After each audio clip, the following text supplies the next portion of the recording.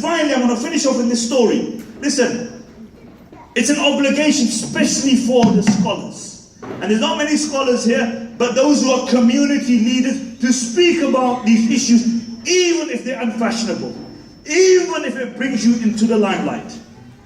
And I want to tell you a story of Imam Ahmad ibn Hanbal rahimahullah, because sometimes we throw too much hikmah in today. That hikmah sometimes is a disguise for our cowardice. No, brother, no, it's hikmah. You shouldn't say anything. Now, this is about the iman and the future of your children. Where are you going to draw the line? Now, where you got? These are qatiyat. These are established. Nobody disagreed with these in 1400 years. You're not going to speak about these. What you going to speak about? What you going to speak about? Imam Ahmad ibn Hanbal rahimahullah. You know Imam Ahmad, the founder of the Hanbali school of thought. In his time, there was a dispute. Is the Quran created or is the Quran uncreated? The belief of the Ahl Sunnah wal Jama'ah is that the Quran is uncreated. It's the kalam of Allah. Like Allah has no beginning, the Quran has no beginning. Like Allah has no end, the Quran has no end. So Imam Ahmad was of that belief. The Mu'tazilites were of the belief that the Quran is created.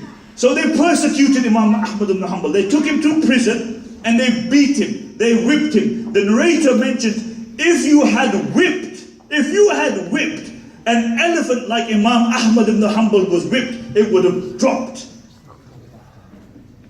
So one of his students came to Imam Ahmad and he said, "Oh Sheikh, why are you going through all this persecution? Allah says in the Quran, Man ukriha wa qalbuhu mutma'innun bil iman. Allah says if you're under duress, if you're under persecution, you can even say words of kufr. You're going through all this persecution. Just say that the Quran is created, game over, and you're exonerated in the eyes of Allah." Imam Ahmad turned to his student and he said, "You think I don't know this? You think I don't know this?" But millions of people's belief relies on the belief of Ahmad.